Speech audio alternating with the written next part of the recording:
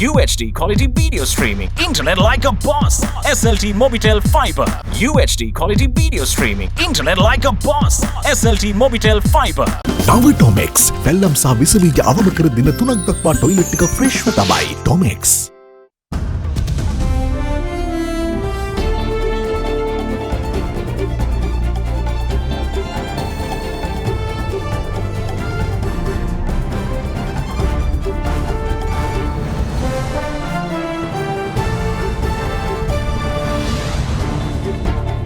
Tonight, old tricks for a new year. Hotel operators face accusations of discriminating against their fellow Sri Lankans all over again. If they are not licensed with the SLTDA, they are committing an offence under the Tourism Act. If somebody licensed with us conducted some offence, their license will be cancelled.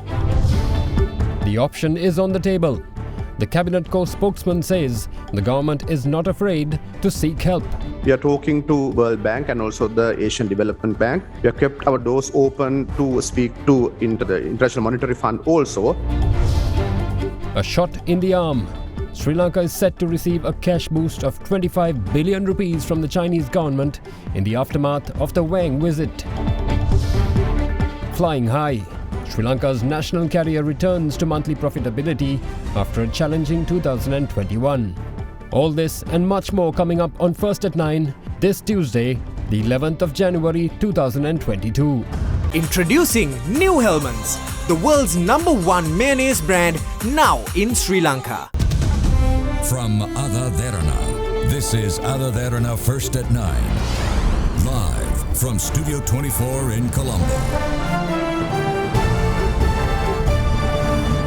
Yes, the government says the option is on the table and the national carrier makes profits, as well as the Chinese government is to boost Sri Lanka's debt situation. But we start off with the removal of movement restrictions in October last year, offering not only a welcome respite to the millions of Sri Lankans locked up in their homes, but more crucially, a much needed boost in the revenue for local hotel operators hit hard by the lack of foreign tourism.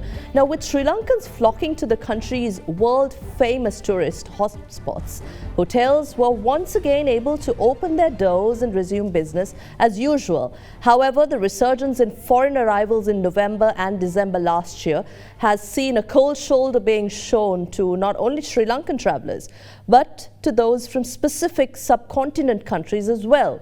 Accounts posted on social media this week have revealed shockingly open discrimination being practiced by some hotels along the country's southern coast, with refusal of service being dished out, a clear fundamental rights violation. We have more on the story and what can be done about it. Sri Lanka is an island nation blessed with a wide range of natural settings so unique and picturesque that it remains on top of the list of the world's most sought-after holiday destinations. However, with the onset of the global pandemic and the total hold on any kind of international travel, Sri Lanka's tourism industry became the worst hit sector in the country, with millions of Sri Lankans in some way or the other involved in the tourism industry. The financial hit was immense. However, with the gradual opening of the country for internal travel, local tourism ended up saving the day for a lot of formal and informal tourism operators. The informal sector, those not registered with the Sri Lanka Tourism Development Authority, this was a welcome respite. The figures were not as high as the usual pre-pandemic 30 to 50% local tourist occupancy to large and small scale hotels, but it was still something better than nothing. At the time, locals were welcomed with open arms. However, this sentiment towards locals has been short-lived, with a steady trickle of international tourists having arrived in the country early last year and numbers almost doubling in the high season. It seems that locals are no longer welcome at some hotels. Locals, and in some cases tourists from the subcontinent, have been complaining on social media of open discrimination by some hotels down south in Mirissa and Unawatuna. The difference is stark when you compare reviews before the tourist spike and after. Some travellers expressed their displeasure at having to pay for entrance, while foreign tourists are let in for free. This constitutes a direct violation of our fundamental rights. We spoke to a legal expert to see what the law says.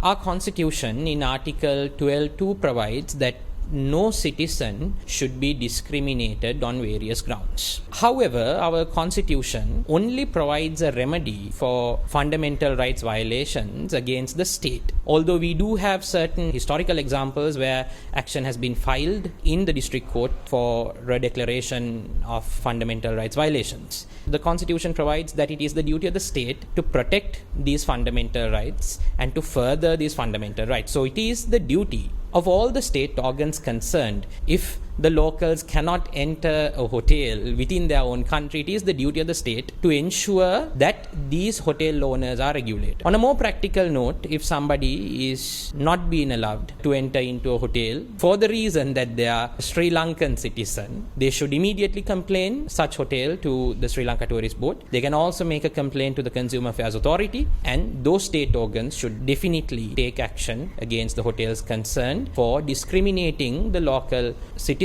against the foreign tourists who are coming to hotels. And everybody, whether you are local or foreign, unless there is a very special reason such as COVID restrictions, everyone should be given access to the hotels without any restriction.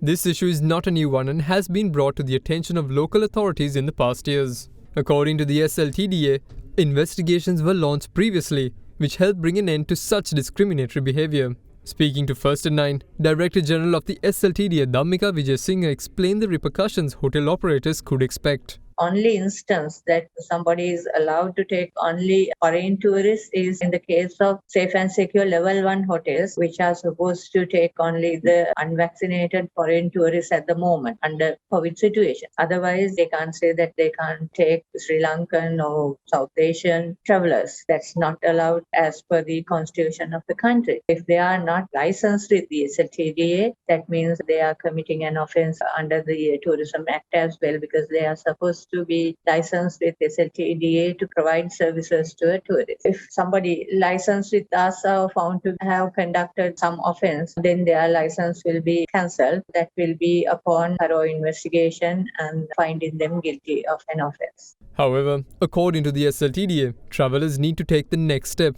It seems social media posts alone may not be enough to bring about action. What SLTDA Director General Dhammika Vijayasinghe says is that complaints must be lodged with the authority so that investigations can be launched. She explained that if anyone experiences any form of discrimination by hotel operators, a complaint can be lodged with the SLTDA through its phone number 011 246800. She expects that once again these acts can be nipped in the bud before it becomes a much larger issue. Among tonight's top stories, the Chinese embassy in Colombo announced on social media that 4 aid agreements were signed during Chinese Foreign Minister Wang Yi's diplomatic visit to the island over the weekend. Key among the 4 agreements was the provision of a 25.5 billion rupee financial grant to the Sri Lankan government and the construction of 1,196 housing units for low-income families in Colombo. The Chinese government has agreed to provide aid to Sri Lanka on 4 fronts. Taking to social media, the Chinese embassy in Colombo announced yesterday that 4 government aid project agreements were inked during the Chinese Foreign Minister Wang Yi's visit to the island. Chinese Foreign Minister Wang made a diplomatic visit to the island for 1 day on last Sunday. Following his visit, the government of China has agreed to provide Sri Lanka with a 25.5 billion rupee grant, 1,996 housing units for low-income families in Colombo, the refurbishment of the Bandaranaike Memorial International Conference Hall, and provide special ambulances for kidney disease screening.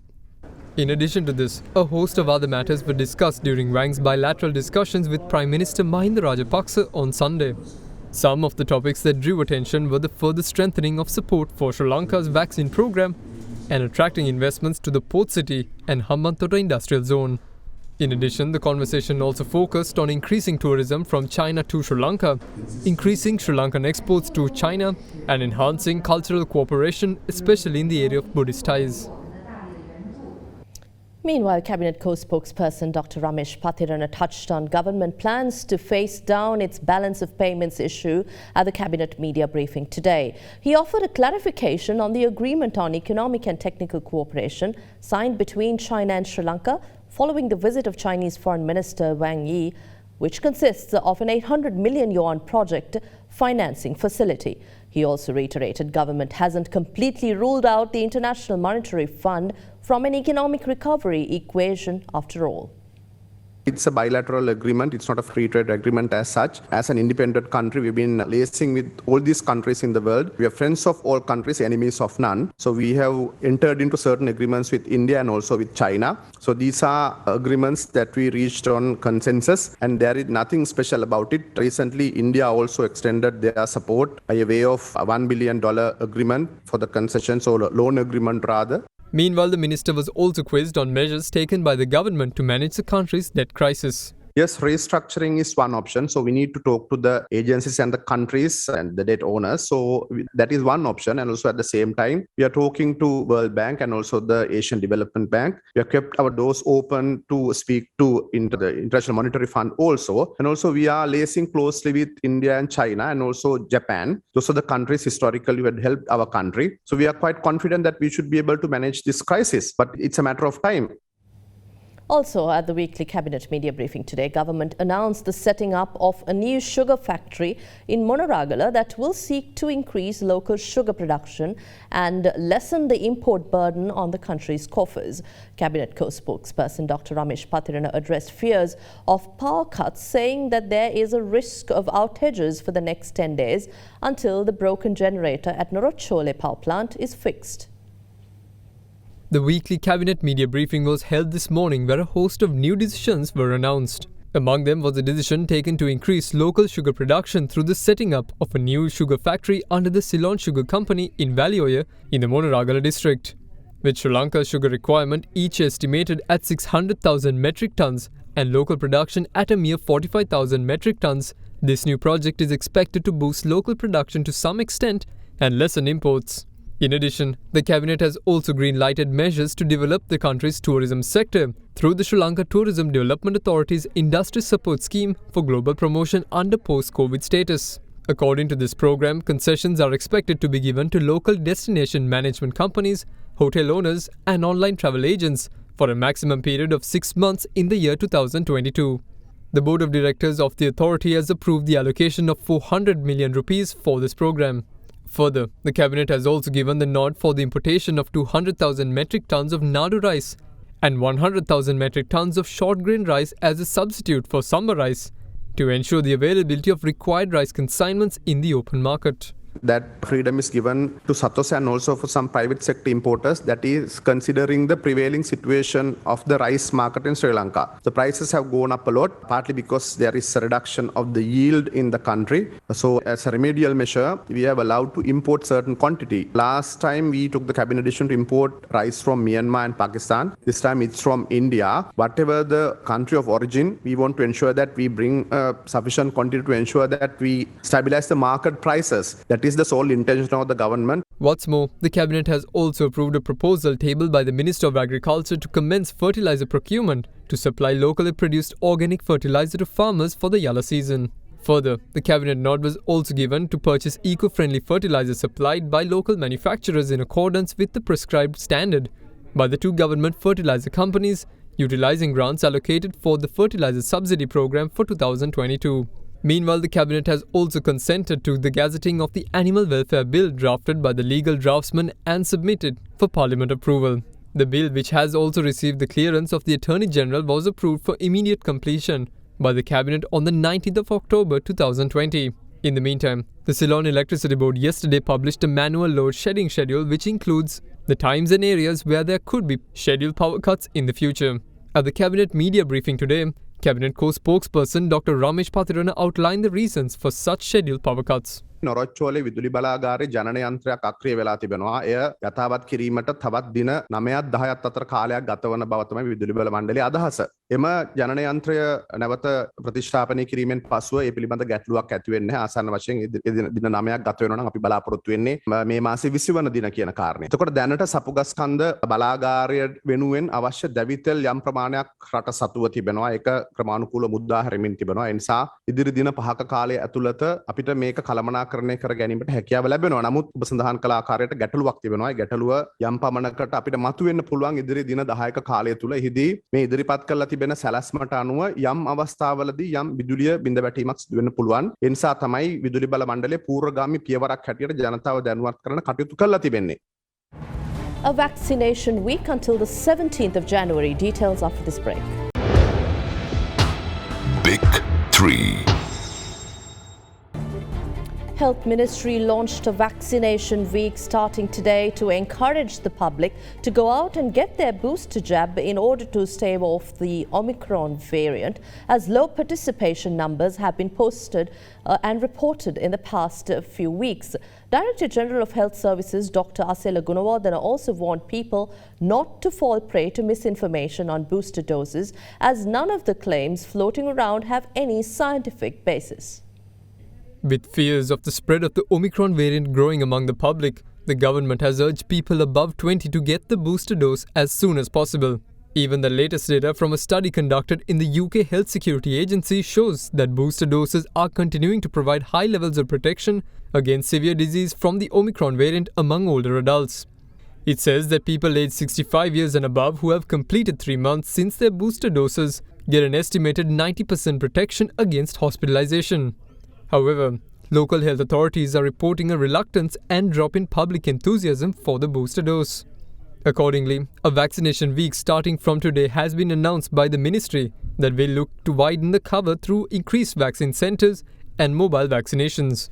Booster එන්නත ලබා ගැනීමට ප්‍රවර්ධනය කිරීමක් තමයි අපි මෙම එන්නත් කරන සතියක් අපි ප්‍රකාශයට පත් කරලා තියෙන්නේ. අපි එක සෞඛ්‍ය වෛද්‍ය නිලධාරී කොට්ටාශයක් තුල අමතර එන්නත් කරන මධ්‍යස්ථාන 4ක් ආරම්භ කරන්න කියලා උපදෙස් ලබා දීලා තියෙනවා. ඒ වගේම අපගේ රෝහල් වල, ඒ කියන්නේ විශේෂයෙන්ම පළාත් රෝහල්, ශික්ෂණ රෝහල්, මූලික රෝහල් දක්වා රෝහල් වල එන්නත් කරන මධ්‍යස්ථානයක් රාත්‍රී 8 වෙනතෙක් පවත්වාගෙන යන්න කියලා අපි උපදෙස් ලබා දීලා තියෙනවා. ඊට අමතරව කාට හරි එන්නත් කරන මධ්‍යස්ථානයකට එන්න බැරි නම් ඒ පිළිබඳව ඔවුන්ට ළඟම තියෙන සෞඛ්‍ය වෛද්‍ය නිලධාරී කොට්ටාශයට දැනුම් දෙන්න පුළුවන්. එතකොට සෞඛ්‍ය වෛද්‍ය නිලධාරී කොට්ටාශයෙන් ජංගම සේවාවකින් ඇවිල්ලා ඔවුන්ට එන්නත් කරණය කරලා යන්න අපි මේ අවස්ථාව ලබා දීලා තියෙනවා. අපි දන්නවා කොළඹ නගරය ගත්තොත් අපේ ලොකු නිවාස සංකීර්ණ තියෙනවා. අපි මේ නිවාස සංකීර්ණ ගාවටත් ජංගම එන්නත් කරන රට මේ සතිය තුලත් අපි යවන්න බලාපොරොත්තු වෙනවා. Speaking further, the Director General of Health Services also warned the public not to fall prey for misinformation being spread with regard to the booster dose. මෙම බූස්ටර් එන්නත ලබා ගැනීම පිළිබඳව සමාජයේ විවිධ දුර්මත නැත්නම් විවිධ මත ප්‍රකාශ කරමින් තියෙනවා. ඒ කිසිම මතයක් අපිට විද්‍යානුකූලව ඔප්පු කරලා නැහැ. විශේෂයෙන් මෙම එන්නත ලබා ගත්තොත් ලිංගික බෙලහීනතාවය නැත්නම් මදසරුභාවය ඇති වෙනවායි කියනවා. Dr. Gunawardena also offered an update on the plans to make full vaccinations mandatory before entering public places. දැනට ඒ සඳහා අවශ්‍ය නීති සකස් කිරීම සඳහා නීති කෙටුම්පත් අංශයට අපි යවලා තියෙනවා. ඒ ගිහිල්ලා ආවට එහින් අනුමත වෙලා ආවට පස්සේ ගරු අමාත්‍යතුමා විසින් ගැසට් කිරීමට නියමිතයි. ඊට පස්සේ පොදු ස්ථානවලට යාමේදී සම්පූර්ණ එන්නත්කරණය කිරීම අත්‍යවශ්‍ය වෙනවා. නමුත් අපි මේ සඳහා තාම අවසන් තීරණයකට එළඹිලා නැහැ. An extraordinary gazette was issued yesterday extending the tenures of local government institutions. According to the gazette, the tenures of municipal councils, urban councils and Pradeshia Sabhas have been extended until the 19th of March 2023. The extensions are also applicable to tenures of each member of all 24 municipal councils, 41 urban councils and 275 Pradeshia Sabhas until the 19th of March in 2023. The tenures of the local government institutions were due to end on the 10th of next month. The last time a local government election was held in the country was in February 2019, which was also delayed in year 2018. President's Counsel Salia Peiris was re-elected as the President of the Bar Association of Sri Lanka. In addition, Attorney at Law Isuru Balapatabendi was also re-elected as a Secretary to the Bar Association. Saleh Piris, who was elected as the 26th president of the Bar Association of Sri Lanka in February last year, was re-elected uncontested for 2022 and 2023. Taking to social media, he expressed gratitude to his colleagues as the Bar for electing him uncontested as president for a second consecutive term. Piris, who was noted for taking a firm stance on custodial deaths of suspects arrested by the police through the BASL in the past year, pledged to continue to work for a strong and independent bar. Now, the Chinese Embassy Economic and Commercial Office in Sri Lanka has decided to lift the blacklisting of People's Bank from today. Back in October last year, the People's Bank was blacklisted by the embassy after it withheld a payment based on a letter of credit to Chinese company Qingdao Seawind Limited in accordance to an order delivered by the Colombo Commercial High Court.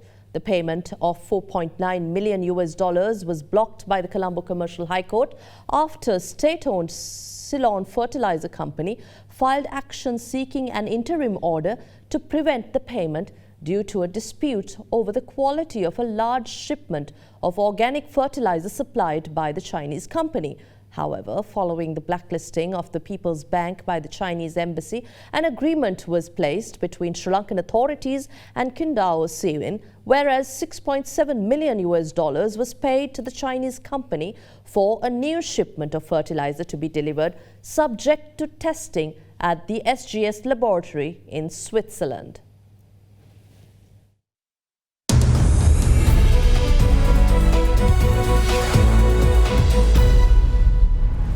The national carrier Sri Lankan Airlines has reported a profit for the month of December, its first since the start of the pandemic.